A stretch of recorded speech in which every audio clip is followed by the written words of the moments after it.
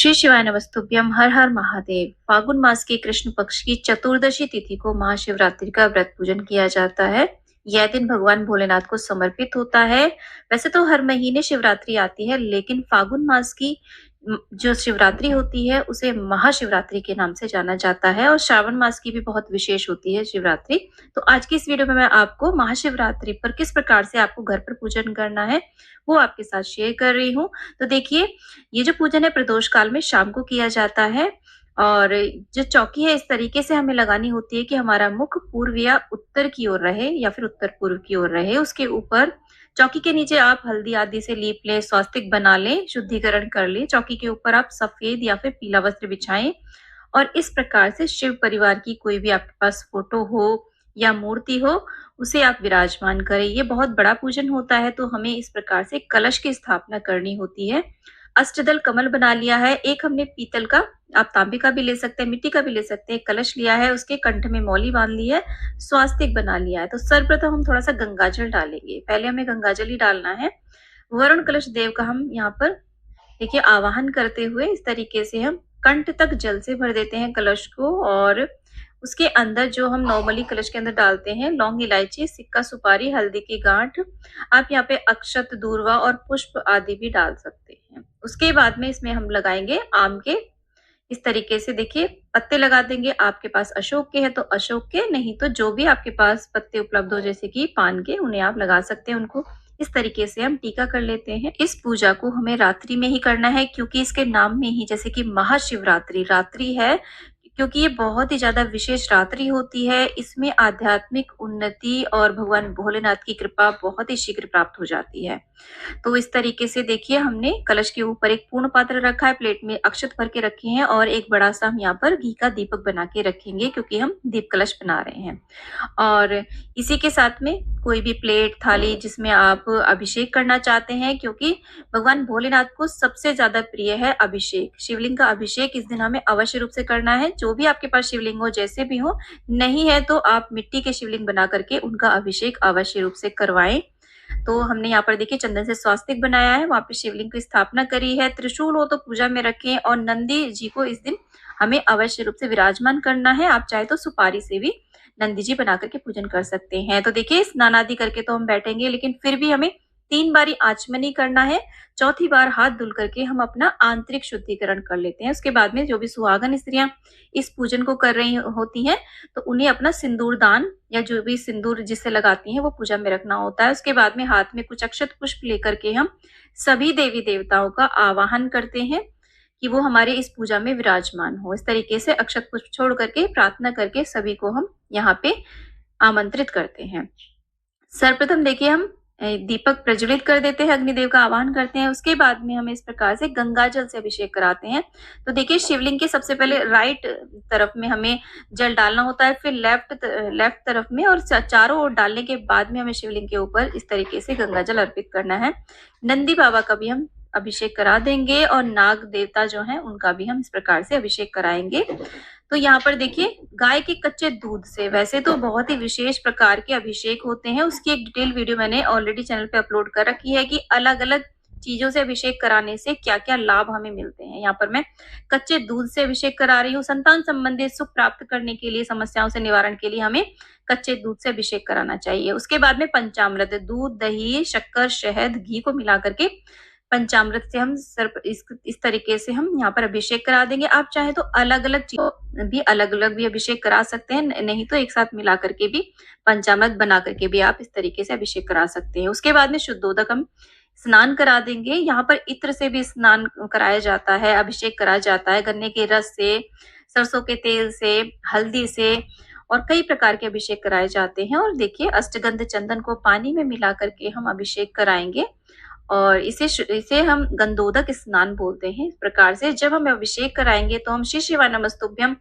और ओम नमः शिवाय का जाप करते हुए इस प्रकार से हम पूजन करेंगे। परिवार सहित हम बैठ करके हमें ये पूजन करना है। शाम को शुद्ध वस्त्र धारण करके स्नान आदि करने के बाद में, और देखिए हमने शुद्धोदक स्नान करा दिया है। उसके बाद में जो ये जल है इसे हमें इधर उधर नहीं फेंकना है। इसे आप तुलसी के अलावा, तुलसी से अलग जो भी पेड़ पौधे हो उसमें आप इस जल को डाल सकते हैं। उसके बाद में हम सभी का अंग पोषण करके विराजमान करेंगे चौकी पर। इस प्रकार से थोड़े से अक्षत रखेंगे, उसके ऊपर हम शिवलिंग को इस तरीके से आप चाहें तो किसी प्लेट में या फिर किसी आसन पर विराजमान कर सकते हैं।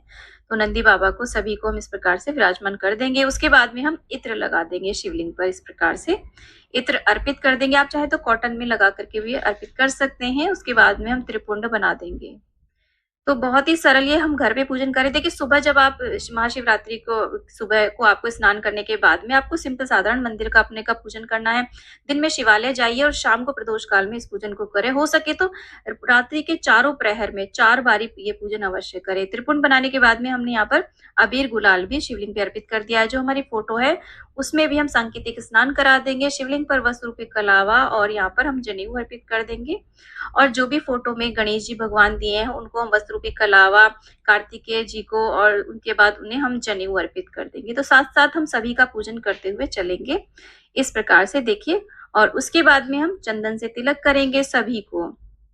तो हो सके तो रात्रि के चारों प्रहर हमें ये पूजा करनी चाहिए, नहीं तो शाम को प्रदोष काल में तो अवश्य रूप से करनी चाहिए। और ये जो हमने कलश पे दीपक रखा है, अगर आप पूरी रात्रि जागरण भी नहीं कर पा रहे हैं तो पूरी रात्रि ये दीपक अवश्य रूप से जलते रहना चाहिए। तो वो भी हमारा रात्रि जागरण ही माना जाता है। तो इस प्रकार से देखिए हमने सभी को टीका किया है, वरुण कलश देव को टीका किया है, त्रिशूल को भी हम टीका करके रख देंगे और हमने अग्निदेव का भी पूजन कर दिया है। उसके बाद में हम यहाँ पर गणेश भगवान को रोली अर्पित करेंगे और माता पार्वती को भी रोली अर्पित करेंगे और थोड़ी सी हल्दी भी अर्पित करेंगे, क्योंकि माना जाता है इस दिन भगवान भोलेनाथ का और माता पार्वती का विवाह संपन्न हुआ था। तो इस दिन भोलेनाथ को आप जो चाहे चीजें, हल्दी कुमकुम कुछ भी अर्पित कर सकते हैं।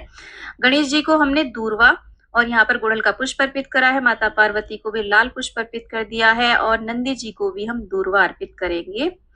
और इसी के साथ में सभी को हम इत्र लगा देंगे। आप चाहे तो देखिए ऐसे ही अर्पित कर दीजिए इत्र। इत्र का पूजा में बहुत महत्व रहता है, तो इत्र जरूर अर्पित करें।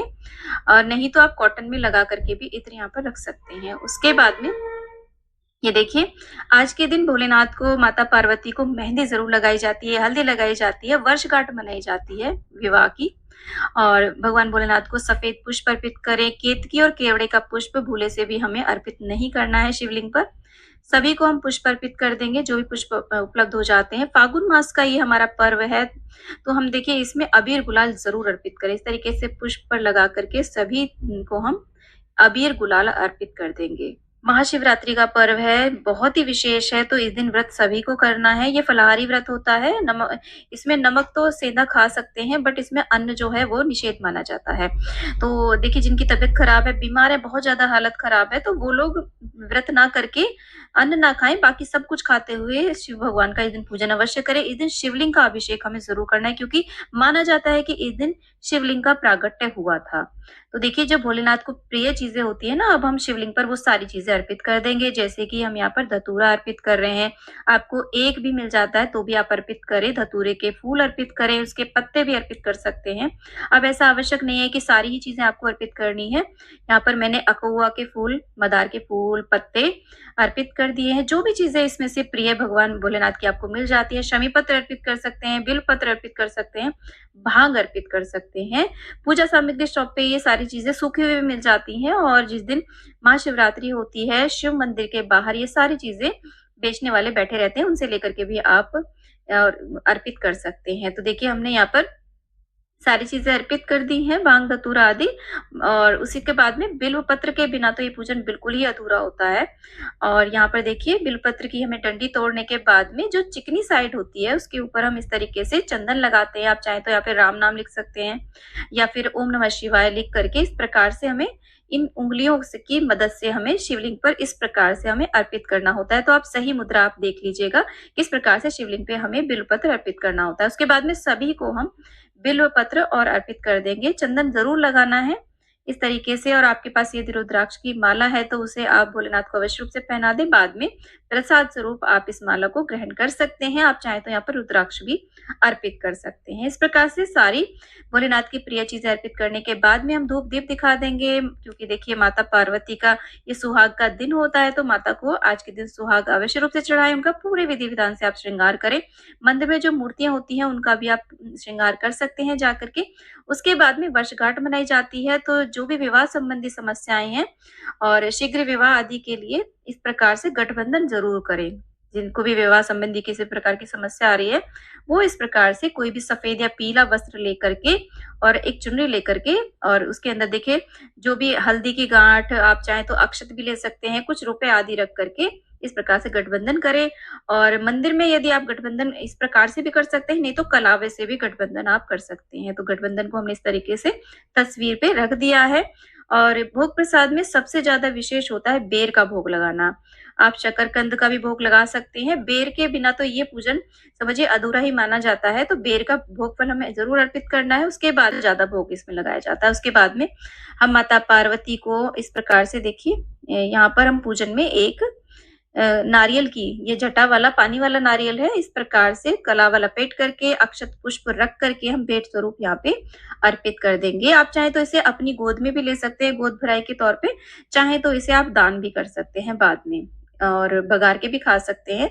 उसके बाद में मुख शुद्धिकरण के लिए हम यहाँ पर पान अर्पित कर देंगे सभी को, लौंग इलायची और इस प्रकार से सुपारी रख करके पान अर्पित कर देंगे और उसके बाद में डमरू की ध्वनि भोलेनाथ को अत्यधिक प्रिय होती है, तो आज के दिन आपको डमरू अवश्य रूप से बजाना चाहिए।